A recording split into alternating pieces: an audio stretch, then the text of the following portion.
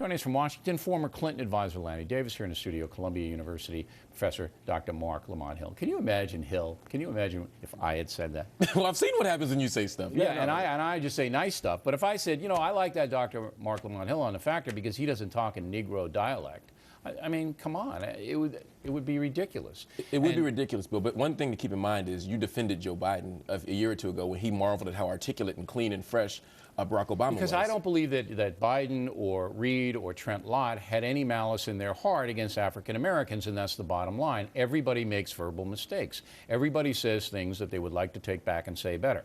But in this case, the hypocrisy of the Democratic Party is staggering. Come on. I don't think it's that hypocritical. I mean, I was offended by the comments, and I think the comments were unseemly. I mean, you just shouldn't say anything like that. But you also have to look at the person's entire record. You don't want to just look at those words. What's his entire record? He's from Nevada. There are 17 black people in Nevada. Well, 18. I know them all. I was going to say. All right. They live in Tonopah.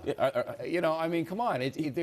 What's his record? His record in terms of supporting the CBC, in terms of supporting civil rights legislation, supporting health care, which He's a liberal. He just votes straight down the line. No, what I'm saying is they want you to look at his entire record, not just his one thing. Has he ever done anything out of the pack to support African Americans? Absolutely not. I'm not a Harry Reid guy. Right, he hasn't. I'm not a Harry Reid guy, but what I'm saying is the CBC is supporting him because they don't believe that he is racist. They just believe that the comment was inappropriate. The CBC being the Congressional Black Caucus. Okay.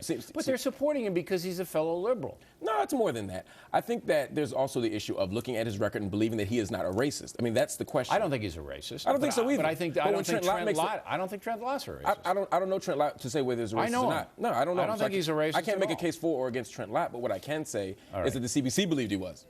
Davis, do you think there's hypocrisy in the air here?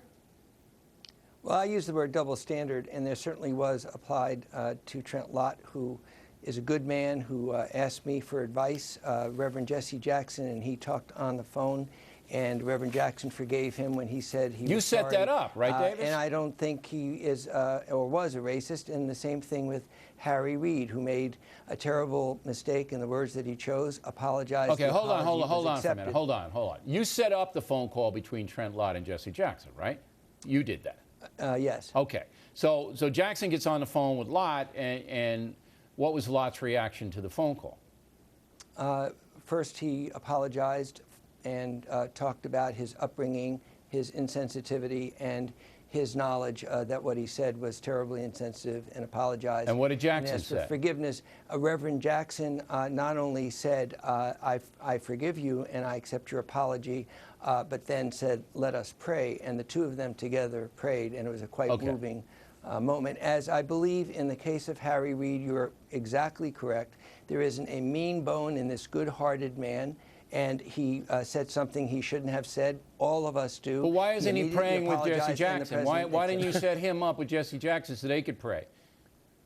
He didn't call me. I might have done that. Okay. Because I think you should be praying on both sides. Well, Harry Reid has actually reached out to many black leaders. I'm not one of those people that believes He's reached out. Yes, to black leaders to apologize. But I don't necessarily believe that when a white person says something racist, they need to reach out to some racial leader to apologize. Look, you say it's racist, but it's just a mistake. Well, aren't you entitled to mistakes in life? Absolutely. You know, why do you have to use the racist word? I don't think it's a mistake. I think the use of the word Negro dialect is a mistake. But his analysis, I don't think, was a mistake. I think he meant what he says, and I think he's right.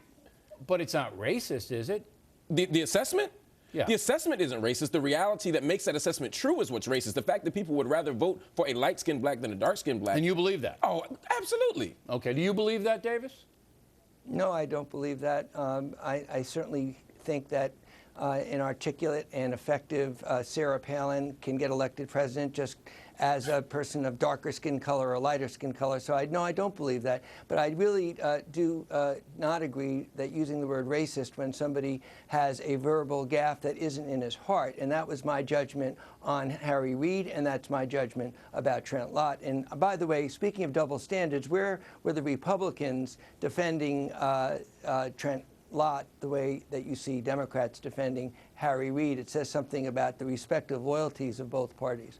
Well, I don't know about that. There were some Republicans, but everybody's afraid. Not many. Everybody's afraid on the right for being demonized as a racist. And I mean, Trent they Lott's- try to do it to me, Well, they and shouldn't you know, be. I tell you They how should vicious stand that up. is. And Trent Lott's comment was I think they outrageous, should have though. stood It up was for nowhere near Trent what Lott. Harry Reid said. It was Look, nowhere. Trent Lott was standing there at a birthday party for an old guy trying to make him feel good. Come on. No, it's There's still no more it's to it still than no. that. There was more to it than that. It's outrageous. You described it before as saying he would have been a good president. No, he said that had he been president, we wouldn't have had many of the problems that we had. Those problems He were was talking- integration, Nah, marches in he was Washington, talking about freedom. defense and other apologized. stuff. You think the segregationist party was about defense? I don't think I mean, Trent come Lott. on. I think Trent Lott just wanted to make the old guy feel good. Well, That's all. It was no more than that. Well, what makes the segregationists feel good is racism, and so that's the problem. That's what makes them feel good. All right, fine. I don't think at that point in his life. If I was there, you'd have me shining At that shoes. It point made in him his feel life, great. Strom Thurmond wasn't thinking anything. He's just going, hey, I'm happy to be alive. Oh, Come that's on. mean. It's 112. That's mean. All right. There's a statute of limitations on Bill. racism. Once you get to 112.